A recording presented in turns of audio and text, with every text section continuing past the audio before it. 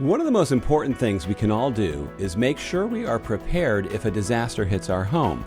When it does, there's a big difference in how things go for those that had a plan and those that did not. That includes knowing your home, where the gas and water shutoffs are, and the emergency service phone numbers. And you can't start making that plan right before the disaster happens.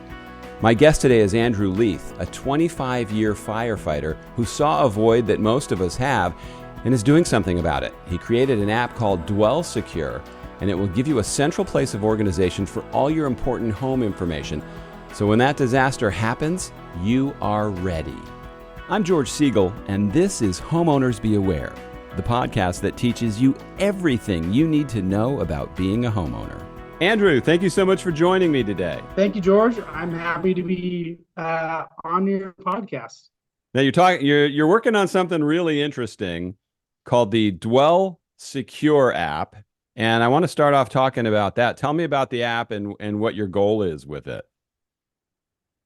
So it came from, I was paired up with a public information officer. I have 25 years in the fire department, and she asked if I could teach some disaster preparedness classes.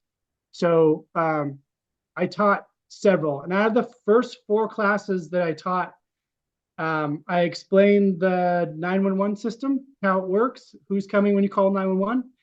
And then I explained that if a disaster happens, there won't be enough resources to go around. And people did not like that answer. But so then I would ask, who here knows how to shut off their gas if you have natural gas flowing inside of your home? And out of the first 4 classes, there was 2 people that knew where the gas meters were. There was 1 person that knew how to shut it off. So that's where the idea came from. So it allows you to mark utilities or resources inside of your home or office or any dwelling. And then you mark it on a satellite image of your property, and you store photos and information regarding that resource. Now, I love it. I think it sounds fantastic, but I do have a lot of questions about it. Yes. The first one being, when I live in Florida, when Hurricane Michael hit in the Panhandle, one of the first things that happened was Verizon went down. So that's your phone carrier. So now if I'm relying on this app to help me with all those things and my phone goes out, what happens? So all of the information entered in the app will be stored on your device and in the cloud.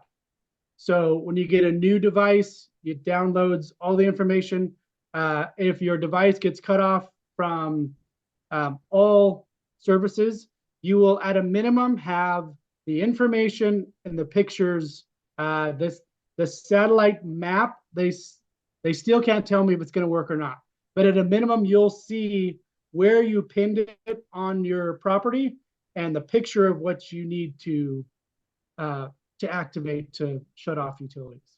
Now, I think that's huge. Now, it's interesting, too. You're not just like a guy who was a truck driver and then decided to do a baking app. I mean, you're in the firefighting business, so you know about this stuff firsthand. And when a disaster hits, people don't think straight.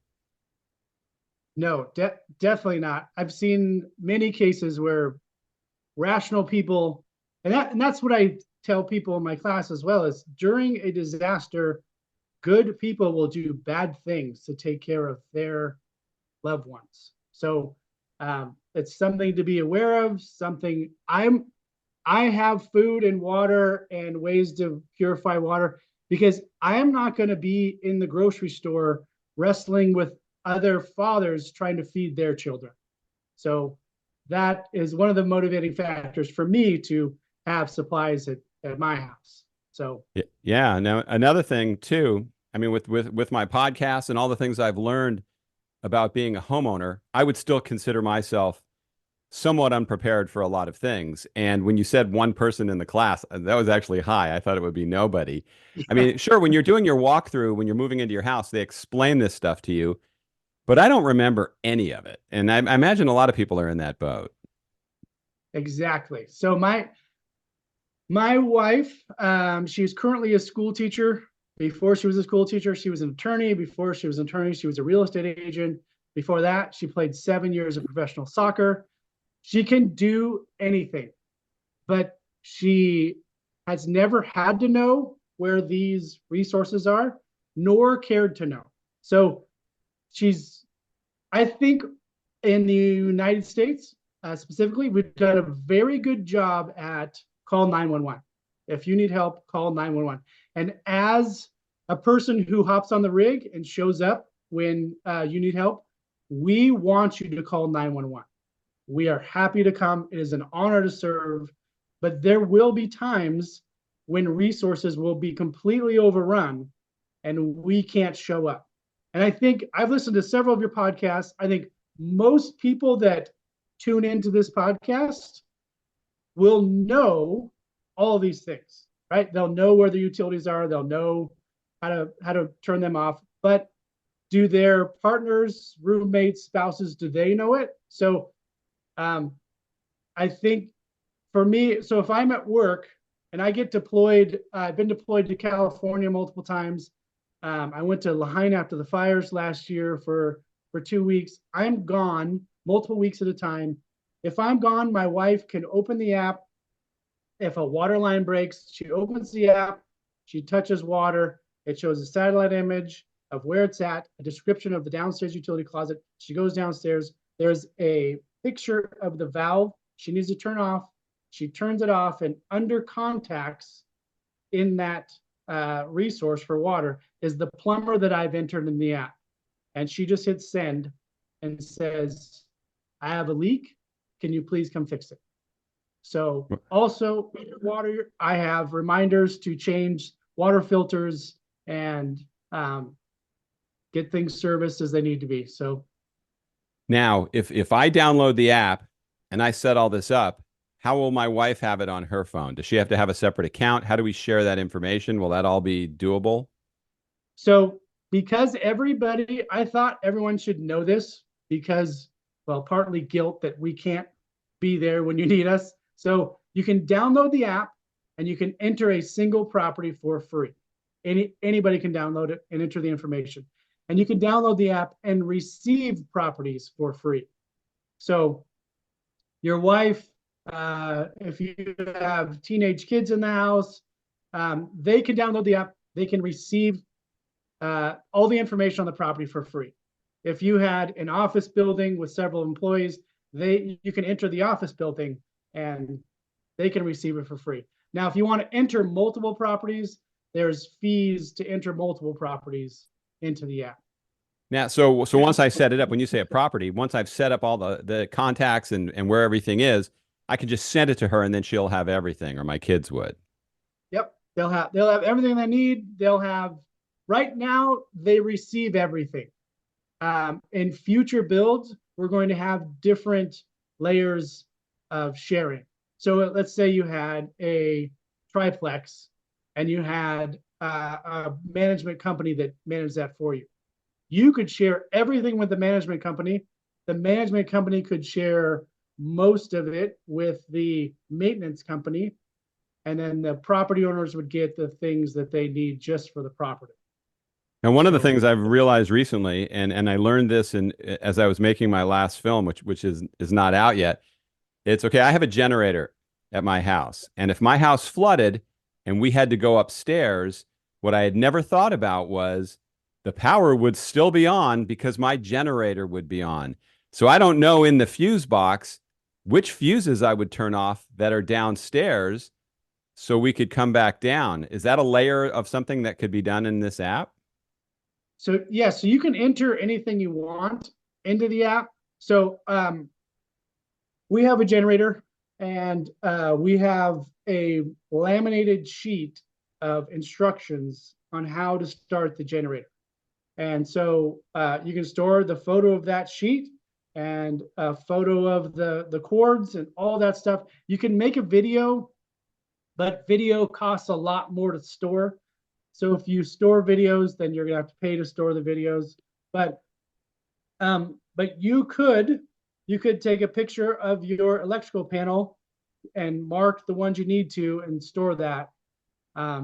to know which ones you need to shut off. But yes, I'm glad you have a generator, but yet they come with other items you need to be aware of. So, Well, they sure do, and they don't tell you that when you're buying it. I didn't even know you needed to put oil in it if it ran for a couple of days. You know, I'm exposing how stupid I am, but I had no idea until I asked the guy as he was doing a maintenance on it. So I didn't have oil. I didn't know what the keys were for and what I would need.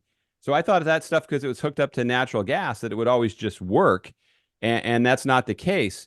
So I guess I'm just bringing up my lack of knowledge just to impress upon people how little most of us know and how important an app like this might actually be for them. yes. And so we we can't change people's mindset on, hey, you need to be prepared. You're doing a great job with all your videos and podcasts. I'm doing what I can with classes and doing the app. But when the conversation comes up and people want to do something, this is something they can do for free when they're having the conversation, and they can enter those things when you're looking those things up, like, hey, I need fuel, I need oil, I need, this is the type of oil. For instance, your filter in your furnace, you can take a picture of your furnace, you can take a picture of your tag that has all the information, model number and everything, and a picture of your filter. And you can set reminders. So when that reminder pops up, you can say, hey, it says change your furnace filter. You open the app and it shows you what it is. You pick one up on the way home, change it, set a new reminder. So it's when people are having these conversations, they can enter that stuff in the app, because people won't think clearly when the disaster happens, and they will have a reference guide. And if you're the one that has that knowledge, but your spouse doesn't, you can enter it in the app. It'll be a reference guide if you're not home, all of those things. So I'm hoping that this becomes similar to a home inspection. So a home inspector could enter all of this into the app. You would have everything you need to know. And you can just scroll through and figure out when a window breaks in your house, you could take photos of before, after, store who replaced the window. And then when you sell the home to the next person, that information will be transferred. And when their son breaks the window, they can just say, hey, who fixed it last time, and call them. So I guess my next question would be, obviously, unless you won the lottery and are doing this for fun, how do you pay for all this? Because it's not cheap. I've tried coming up with ideas like that, and it's time consuming. If you're not actually a techie yourself, it's tough getting people that actually do what they say they're going to do. Even though there's a lot of good people, it can be very expensive. How do you pay for all this? Yes, it has been very expensive. So we lived in the suburbs of Seattle. We sold our house there. We moved out to the country. We refinanced our house to build a shop, and I taught a few classes. I asked the wife if I could use the shop funds to do this app. After several discussions, she said, I don't care. It's your shop. It's either your shop or your app. Do whatever you want. So we used all of that money to go through, start the process. Then we ran out. And my mother-in-law, who is a self-made woman who she's a real estate agent. She's a commercial and residential landlord. She's spent an entire life building up her portfolio. She said, I believe in this. We're going to make this happen. So she bought in, and she's been funding the latest endeavors with patent attorneys and contract attorneys and software companies. And yeah, it's a long road. Have you been able to get a patent on it? I mean, like if you were sitting on Shark Tank and I'm Mr. Wonderful, what's to stop once this thing is great? And I think it's just a phenomenal idea. What's to stop somebody else from just taking the idea and doing it themselves? I do have an issued U.S. patent, and I have a placeholder for international patents as well. So, and then once you've launched this, and it's out there, how will you make money? I know your goal probably is not to get rich by it, but it's nice to sustain it. Will you be able to have ads on there? I mean, will there be a free version, a paid version? What's the long-term thought? So you can enter multiple properties for a fee, and those properties can include what we're calling mobile properties. So if you have an RV, for example, or a boat, or you can store all of those properties. And if you had an RV and you need to know where the generator was, instead of marking it on a satellite image of the property, you'd take pictures of the RV, and it would be driver's side rear compartment. But And where's the revenue model in this business to sustain it over the long period of time? So the app is up there. Will there be a way that you can actually? And I don't think there's anything wrong if you did make some money off of it, because I think you're going to be helping a lot of people. But is there a plan for that? Because at $4.99 or whatever, you need a lot of people to make a lot of money with that. yes, yeah. So there'll be ads for the free version once several thousand people download it. Then we'll be selling ads. So you will get pop-up ads because I have to pay to store all of the data entered in the app. So Of course, and I'm not right. begrudging any of that, man. I think Yeah, that you absolutely nobody, unless they're Bill Gates, and he makes money off of making money. So he's probably a horrible yes. example. But unless you're able to be such a philanthropist that you expect nothing back, you have to make money. And I now, when there's an app that I like and there's a free version versus a paid, I'll buy it because I want to support the person who's making the app. I think it's like, wow, they're giving me something that's really making my life better. And I think people should think that way. It's like we want to encourage this kind of stuff. Yeah, so commercial versions will pay. Um, so we had a fire at community college at the science laboratory. So there was a big gas line going into the building, and the building had an elevated walkway all the way around it. And underneath the walkway, all the way up to the building, on all sides was ivy, ground cover ivy. And we had a fire in there.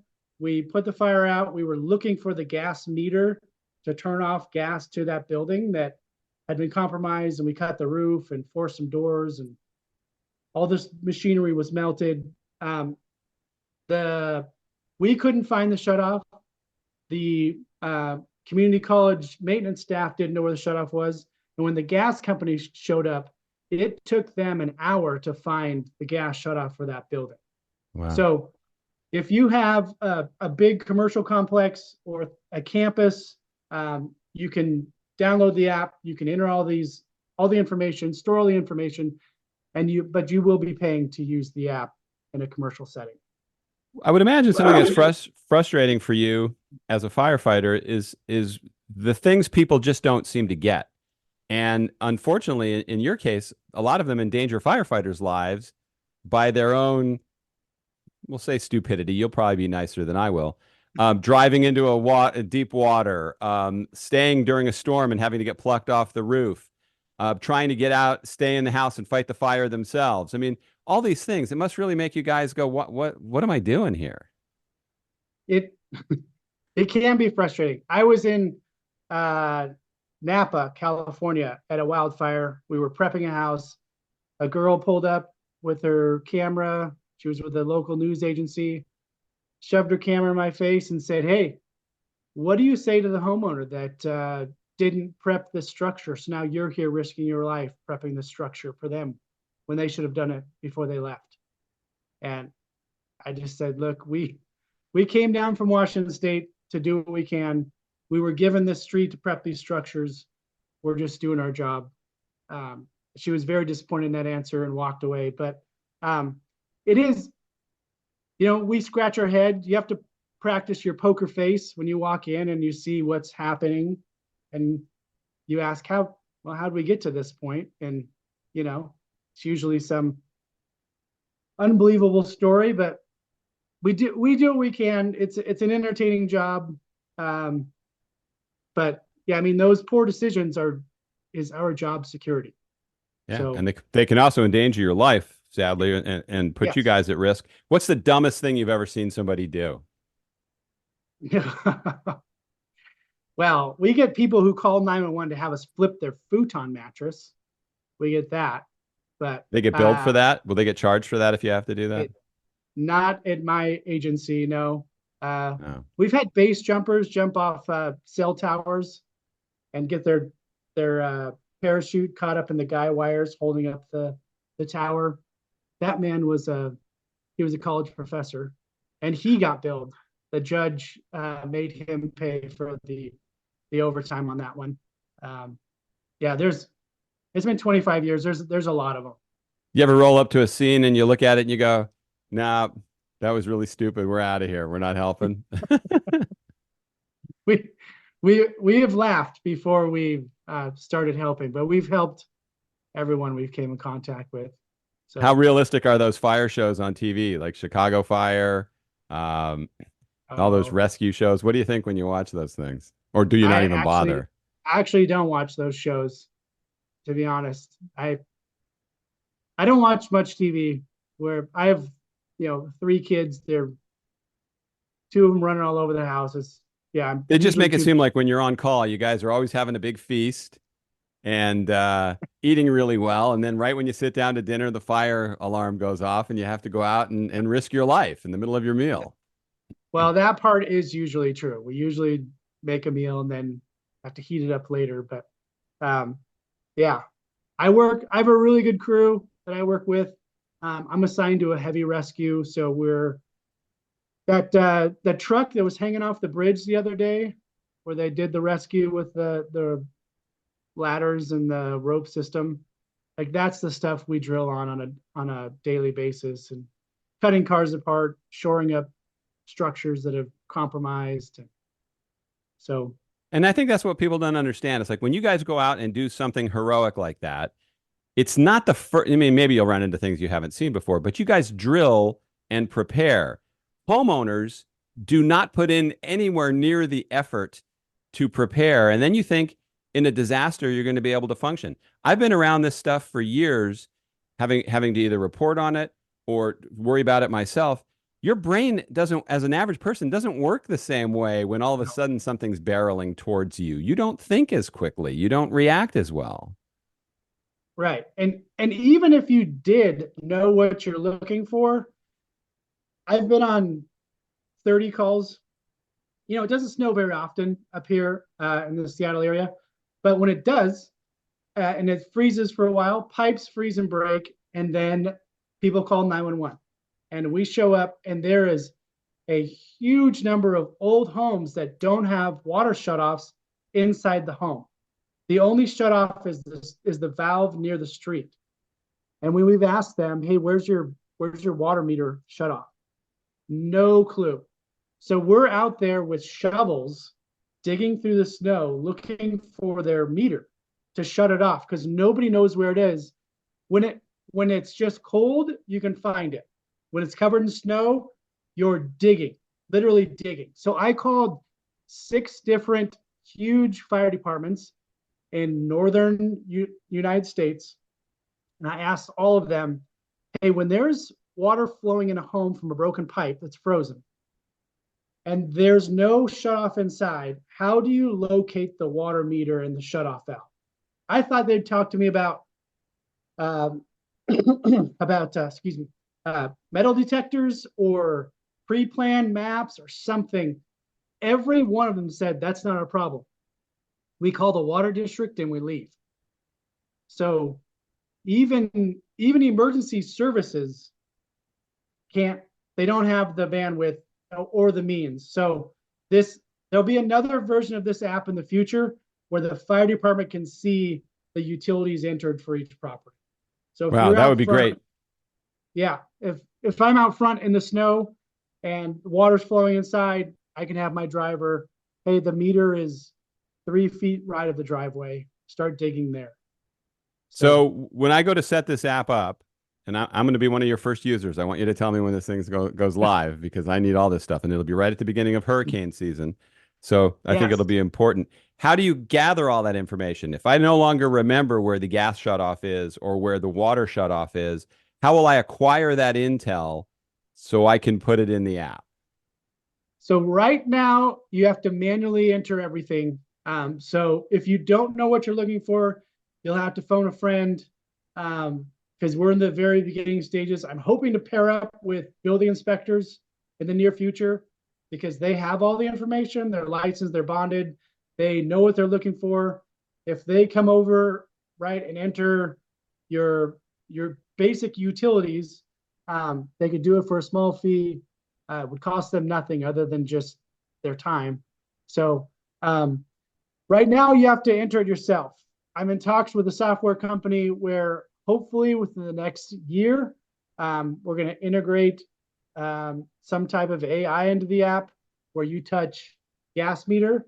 It will give you instructions to point your phone at where the exterior wall meets the ground and walk around your property. Mm-hmm. And then when it sees the gas meter, it will tell you, it'll take a picture of it, it'll mark it, it'll say that is your gas meter. And then it'll show you where the shutoff, the pipe comes out of the ground, goes through the meter into the house. New ones have shutoffs on both sides of the meter. Old gas meters only have them on the pipe that comes out of the ground. And if I call the local gas company and just say, not during a disaster, but on a sunny day, you think would they help with that? I mean, I'm just thinking that a lot of people are going to want to they're going to have to program it themselves initially, how to make that as easy as possible so they actually do it. Yes, we're going to put a few videos on the website on what you're looking for. But yes, right now it's find a friend. I don't know that the gas company would come out. I haven't talked to them specifically about this. I've talked to a few of the service members who go out in the field and do the work. They all said, "Hey, this is amazing. You should run with this." Like, yeah, I started this in 2020. I'm deep into this. It's just they say 5 years for every startup. So we're working on it. But right now, you have to manually enter everything or find a friend who knows what they're looking at. Hey, the gas company is really quick when you tell them you smell gas, but I don't think that would be a good use of saying that. The other night we were out walking around and you could smell gas everywhere, and we called, and they were right out there, and it ended up being a big gas leak in the neighborhood.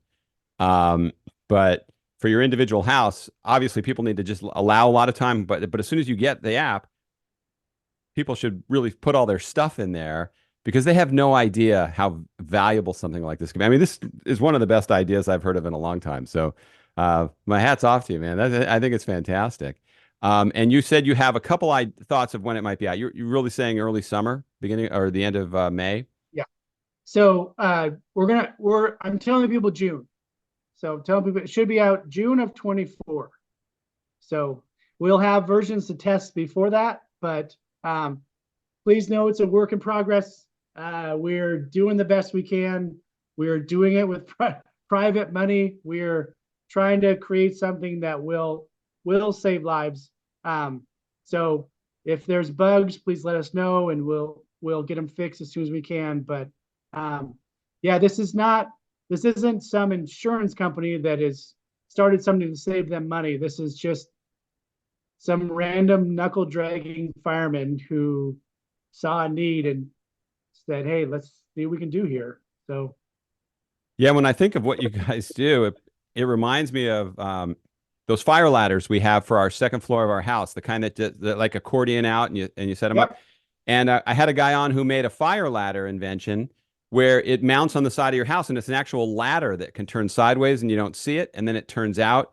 So you're not unraveling anything, and you can actually practice climbing down it. And I thought about if I ever had to throw the cheap one I have out the window and use it, I would have no idea how to get out of my house. I mean, most people never practice with those things. I wouldn't even know how to mount it on a window. It's true. I have them for my kids' rooms upstairs, and I've shown them, but yeah, like you said, I don't know that they would. I don't know that they would know how to actually climb out the window. So, yeah, we all have things we could be better at and do better at. So, yeah, the moral of my story is that this guy, I don't think he was a firefighter, but he came up with a great invention. And you actually are a firefighter, and you came up with a great invention. So I think this thing is going to be huge because A lot of times you think, well, nobody's going to do that. I can't think of why somebody wouldn't want to do this other than we're all just complacent and lazy. And that's if it can become standard with a home inspection. I would love to tie in with the inspection software. So as they're entering it, all they have to do is go back and mark locations, and it's all stored in there. Then you just have to go back and enter the contact information for who's responsible for servicing your furnace. Or if you have a commercial property, who's responsible for servicing your elevators, your fire suppression systems, your outdoor irrigation systems, all of those things. It can be one stop for all information you need for your properties. So Yeah, and that's one of the things we're learning as I learned with the podcast and in my last film is that regular maintenance on a house is something that's so important for maintaining it. So things like changing your filters, flushing the hot water tank, cleaning the dryer vent. If you could program all those things in to the device that's in your hand probably 99% of the time, that's pretty valuable.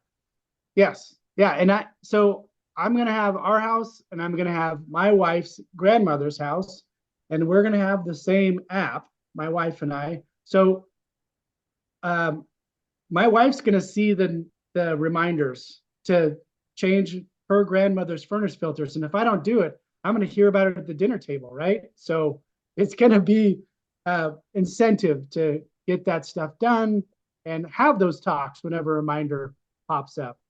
It's a tool to store information when you're calm and can look things up to use later when you're not calm and there's no help.